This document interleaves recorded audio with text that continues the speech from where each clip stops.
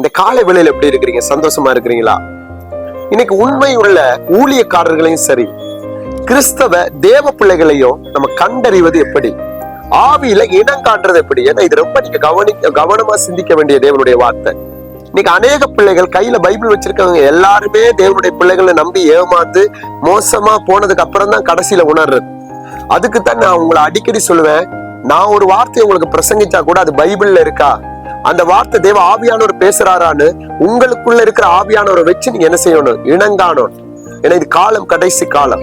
கள்ள உபதேசங்கள் அநேக நம்முடைய நாட்டுல மாத்திரமல்ல, நம்முடைய தேசங்கள்ல மாத்திரமல்ல, நம்முடைய கிராமங்கள்ல மாத்திரமல்ல, நம்முடைய சபைகள்லையும் பெருகி வர்றதுக்கு பிசாசு போராடுறான்.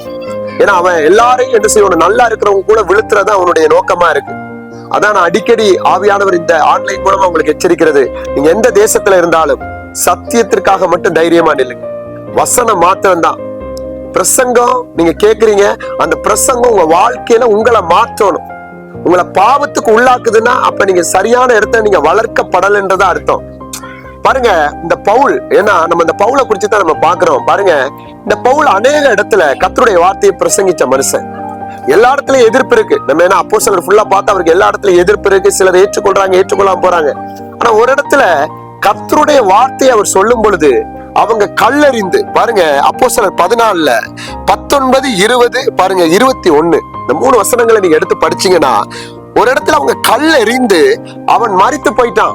ஏன்னா கல்லுன்னா நீங்க இன்னைக்கு நம்ம பிரசங்கம் பண்றோம், ஒரு ஆள் நம்மள முறுமுறுத்துட்டா கூட உடனே பிரசங்கத்தை மாத்திடுறோம். ஒரு ஆத்மா வரல, அவன் பாவம் செய்தவனுக்கு வார்த்தை குத்தப்பட்டு அவன் வராட்டி நம்ம அன்னைக்கு அவனுக்காக நம்முடைய ஆண்டவர் வச்ச டாபிக்கே மாத்திடுறோம். ஏன்னா நம்ம அறியாம சிலது செய்யறோம், சிலது அறிஞ்சு கூட செய்யறோம்.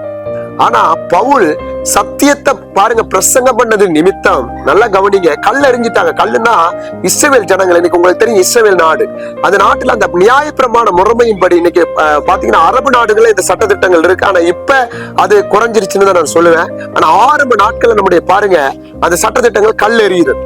அப்படின்னா பாருங்க கல்லெறியில எக்ஸ்போர்ட். ஒரு மனுஷனை ஒரு ஆள் கல்லெறிஞ்சு அவ்வளவு வலி வலிக்கும். ஒரு 100 பேர் சேர்ந்து கல்லெறிஞ்சா அவன் ஜீவன் பிழைக்குமா? அதுதான் அந்த நியாயப்பிரமாண முறைமை. அங்க பாருங்க ஆண்டவருடைய வார்த்தையை பவுல் பிரசங்கிச்சதுக்காக அவங்க எல்லாரும் சேர்ந்து அவன் மேல கல்லெறிறாங்க. கல்லெறிஞ்சு அவன் இறந்துட்டான். ஏன்னா கல்லெறியும் பொழுது அவனுக்கு தெரியும் பேச்சு ஒண்ணுமே இல்ல, அவன் இறந்துட்டான்னு சொன்னோன்னே அவனை என்ன செய்யறாங்க? அவனை இழுத்து பட்டணத்து வெளியில இழுத்து கொண்டு போனார்கள். அப்படின்னா ஒரு நகரத்துக்குள்ள அவனை அடிக்கிறாங்க கல்லால. அவன் பாருங்க இறந்துட்டான்னு சொல்லி வெளியில கொண்டு போட்டாங்க.